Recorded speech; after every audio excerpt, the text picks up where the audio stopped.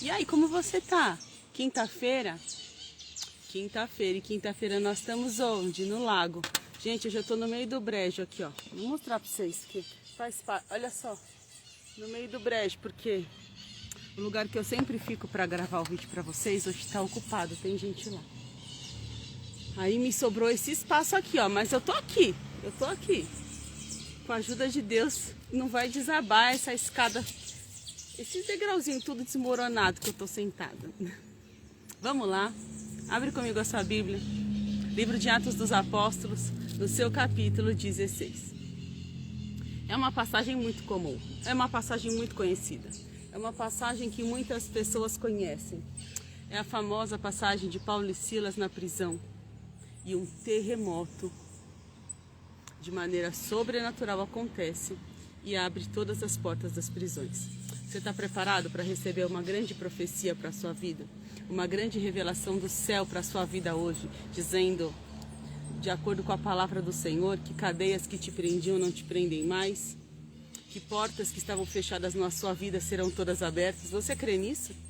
Você acredita no poder e na eficácia da palavra? Não? Você crendo ou não, eu te convido a ouvir com muita atenção o que essa palavra tem para te dizer. E ela vai surtir efeito. Não é porque pelo lago, por mim, não. Ela vai surtir efeito porque é a palavra de Deus. E a Bíblia diz que a palavra de Deus, ela nunca volta vazia. Ela sempre produz o efeito ao qual ela foi destinada. Então vem comigo, Atos dos Apóstolos, no capítulo 16, verso 23.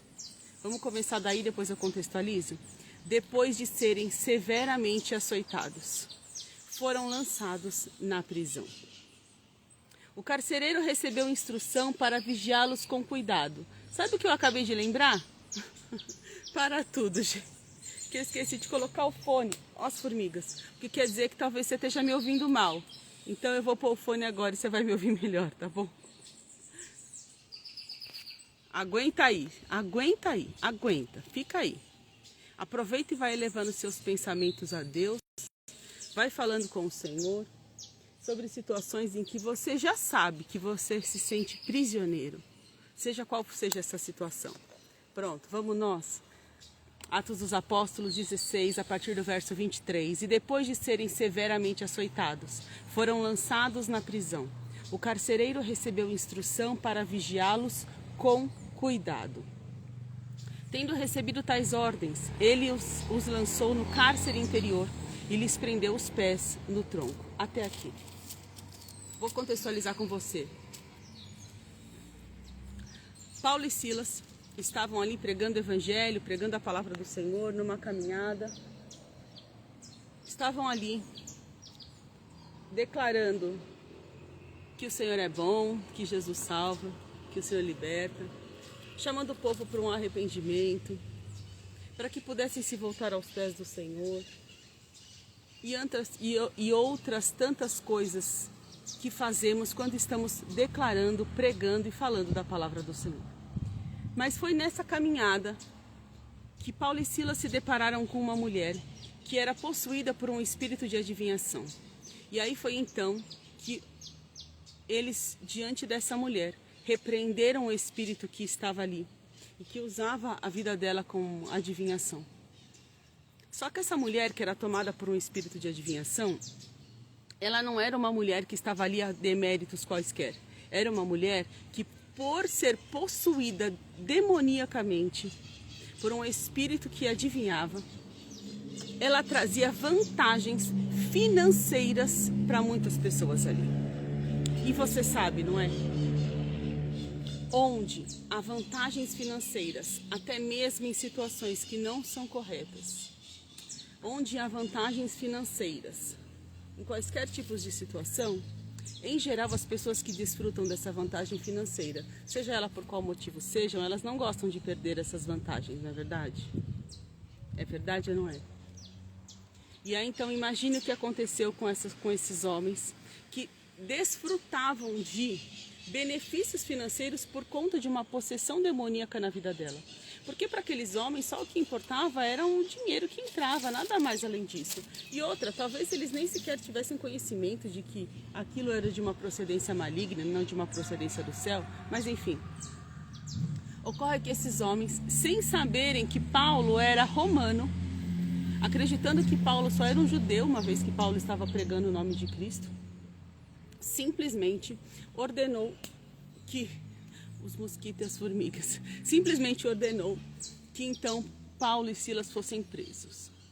Só que uma coisa nós não podemos negar, ainda que eles usaram ali de uma força, ainda que esses homens usaram de força física, de uma força específica que eles tinham autoridade e poder naquela época para prender Paulo e Silas, nós não podemos desmerecer que naquele instante esses homens reconheceram que Paulo e Silas tinham algo de muito grandioso, que Paulo e Silas tinham algo de que para eles era perigoso. E por isso, Paulo e Silas foram açoitados e foram lançados numa prisão. Mas eles não foram lançados em qualquer prisão. Paulo e Silas foram lançados num cárcere. E esse cárcere aqui a Bíblia informa como cárcere inferior. E até hoje, se você for para Roma e quiser visitar esse lugar existe lá. Tem como você fazer um passeio no local em que Paulo e Silas ficaram presos. E deixa eu compartilhar com você e aí já vai tomando essa revelação para a sua vida. Quantas das vezes nós, como Paulo e Silas, cristãos que somos, tementes ao Senhor que somos,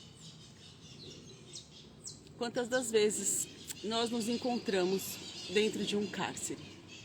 Não, Débora, mas eu nunca fui presa. Não, mas eu nunca fui preso. Vem comigo entender como era o tipo de cárcere que eles ficaram. Esse cárcere era uma prisão num lugar subterrâneo. E lá, nesse lugar subterrâneo, muitos deles não saíam vivos. A grande maior parte das pessoas de lá não saíam vivos. Tanto que lá existe um mural escrito os nomes dos prisioneiros perigosos que ali ficaram. Porque muitos deles ali não sobreviveram àquela prisão. Era uma forma de uma morte lenta. Porque lá era um lugar frio, escuro, úmido. Lá era um lugar, vamos trazer para uma realidade espiritual e emocional. Lá era um lugar de dor, lá era um lugar de solidão. Lá era um lugar de medo, de angústia. Lá era um lugar de uma depressão profunda. Lá era um lugar de uma tristeza e uma angústia de alma que não era possível explicar ou compreender. Lá era um lugar de prisões emocionais. Lá era um lugar de travas mentais profundas. E muitas pessoas não conseguem sobreviver e sair vivos disso. Muitas pessoas não conseguem sobreviver e sair vivos disso. Muitas pessoas passam o restante da sua vida. E como eu posso... Presta atenção no que eu vou te falar. Muitas pessoas perdem a sua vida dentro de um cárcere, de um cativeiro como esse. E como é perder a vida sem estar morto, Débora? Perder a vida sem estar morto é quando você olha e não encontra sentidos para viver. É quando tudo parece tão solitário, tão duro, tão difícil e tão vazio. A dor é tão profunda, os medos são tão severos que você conhece talvez pessoas, ou talvez você seja uma delas, mas que vai ser levantada hoje desse lugar, vai sair hoje desse cativeiro, em que muitas pessoas podem ter o corpo físico vivo, mas a sua alma já está morta. É como se a sua alma estivesse morta, porque ela está presa num cárcere inferior, subterrâneo, lá embaixo, onde é frio, onde é escuro, onde é doído, onde é triste. É um lugar sem perspectivas. É um lugar em que você não consegue ver o sol, você não consegue ver a alegria do amanhã, você não consegue ver novidade, você não consegue ver bem-aventuranças, você não consegue contemplar sorrisos, você não consegue se alegrar, você não consegue. Porque o lugar é um lugar de dor, de depressão, de dor, de tristeza, de angústia, de medo, de aflição, de agonia.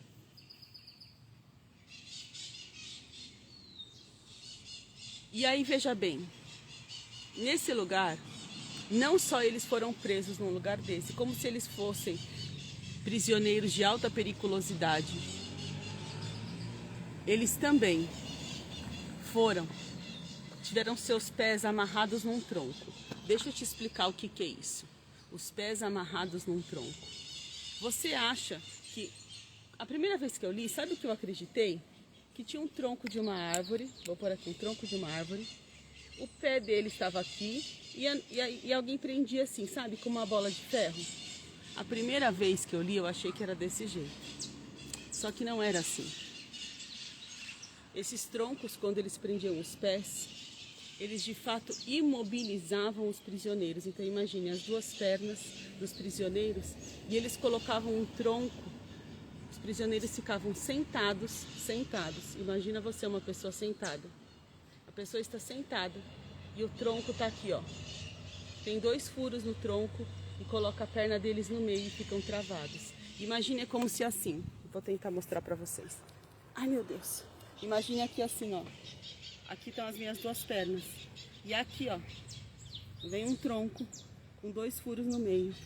E aí com isso eu não consigo andar, não consigo me deslocar, não consigo fazer mais nada. Então imagine você, que além deles estarem presos num lugar de dor, de angústia, de tristeza, num lugar escuro, frio e sombrio, eles ainda estavam sem possibilidades de se mexer dentro daquele lugar. Eles não conseguiam andar, nem sequer caminhar dentro daquele pequeno espaço. Nada, eles não conseguiam fazer nada. Eles estavam ali paralisados. Você entende isso? Então havia um lugar de paralisia e de dores emocionais profundas. Ou talvez você se sinta assim e você conheça alguém que esteja assim numa prisão espiritual. E era assim que Paulo e Silas estavam. Então imagine vocês. 2 homens que pregavam a palavra do Senhor, que estavam ali fazendo a obra de Deus, que estavam ali expulsando demônios, estavam ali fazendo o que era para se fazer de bom. Eles estavam levando as boas novas do Evangelho. E aí, diante disso, eles foram lançados num cárcere interior. Numa depressão, numa dor, numa tristeza, num vale, numa profundidade. E também foram paralisados, porque a paralisia tomou conta deles. Eles não conseguiam se mover, eles não conseguiam avançar, eles não conseguiam fazer nada, eles estavam ali paralisados. Mas aí a Bíblia vem dizer que por volta da meia-noite, Paulo e Silas estavam orando, estavam cantando hinos a Deus. E depois eu vou compartilhar com vocês o hino que o Senhor me deu. E aí diz a palavra que os outros presos ouviam. Mas o mais incrível é que aqui, ó, e de repente, e então imprevisível, de repente, então aquilo de forma súbita, e de repente, aquilo que era inesperado, e de repente, o de repente do Senhor aconteceu ali na vida deles. E houve um terremoto tão violento que os alicerces das prisões foram abalados. Agora você imagina, o Senhor podia abrir as portas da prisão, porque o Senhor fez isso com o apóstolo Pedro, certo? O Senhor poderia ter ordenado para o carcereiro que abrisse tudo. O Senhor podia ter feito tudo ruim, o Senhor podia ter feito o que ele quisesse fazer. Mas escolheu o Senhor fazer um terremoto, ou seja, escolheu o Senhor mexer nas estruturas. Ai meu Deus, quanto mosquito. Escolheu o Senhor mexer nas estruturas. E ao mexer nas estruturas, as portas que estavam trancadas se abriram. Recebe aí se você está entendendo. Sabe, essa prisão emocional, essa prisão espiritual, essa prisão física, essa prisão, essas correntes que te paralisam, que não te deixam avançar. E no de repente do Senhor, estas portas se abriram todas. Quantas portas se abriram? Todas. Quantas portas se abriram? Somente uma portinha? Todas. Somente uma situaçãozinha? Todas. Todas as portas se abriram. E aí então diz que as correntes de todos se soltaram. Sabe quem está com você aí nesse cárcere? Eu não sei se quem está com você é um grupo de trabalho. Eu não sei se quem está com você nesse cárcere é a sua família. Eu não sei se quem está com você nesse cárcere é um grupo ministerial. Eu não sei quem está com você nesse cárcere, mas eu sei que o que a palavra de Deus diz é que todas as portas se abriram e as correntes de todos se abriram. Sabe o que isso quer dizer? Que portas abertas estão aí, ó, num piscar de olhos para acontecer na sua vida. Sabe o que isso quer dizer? Que as correntes que te paralisavam e não te deixavam avançar e contemplar e desfrutar das grandes coisas que o Senhor tem. Sabe o que acontece com essas correntes? De repente do Senhor, no piscar de olhos, elas estão todas sendo quebradas em nome de Jesus. Diz então, a Bíblia vai continuar dizendo que então o carcereiro viu aquilo e falou, eu vou me matar, porque se eu não me matar, eles vão me matar quando souberem que eu consegui deixar todo mundo sair, todas as portas soltas.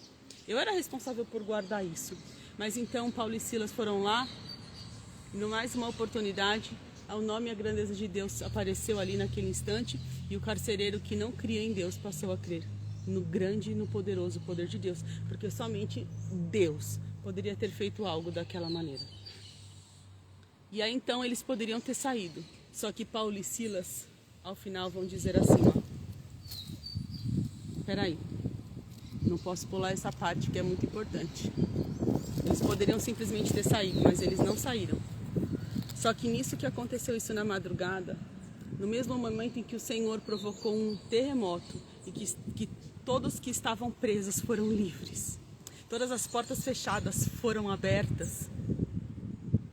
Nesta mesma noite também, Deus fez algo diante dos magistrados, ou seja, Deus fez algo diante daqueles que haviam mandado prender Paulo e Silas, que esses magistrados acordaram logo cedo e falaram assim, manda soltar esses dois. Manda soltar esses dois. Só que aí Paulo e Silas falaram assim, sim, nós vamos sair. Só que sabe como nós vamos sair? Honrados dessa situação. Sabe como nós vamos sair? Honrados. Porque a nossa vergonha foi pública. Então agora a nossa honra também será. Recebe aí na sua vida. A tua vergonha foi pública? A tua honra também será divulgada. Em nome de Jesus.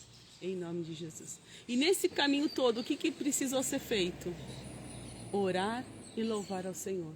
E eu agradeço muito a Deus, porque o Senhor não tinha me dado essa palavra até uns dias atrás, mas muito antes de Deus me dar esta palavra, o Senhor me deu o propósito de 30 dias de louvor. Você está acompanhando lá nos stories? Você está acompanhando nos meus stories? 30 dias e a cada dia o Senhor revela qual é o louvor que Ele quer ouvir. Louve. E aí tem uma canção muito famosa da Cassiane que diz, então louve. Simplesmente louve. Louve. Louve. O louvor e a adoração ao Senhor tem poder de fazer coisas que nós nem sequer imaginamos. Tá sofrendo, tá doendo, tá chorando. Você tá num vale profundo, num quarto escuro, numa situação que parece que é para a morte, em que ninguém sai vivo dessa. Mas deixa eu te contar.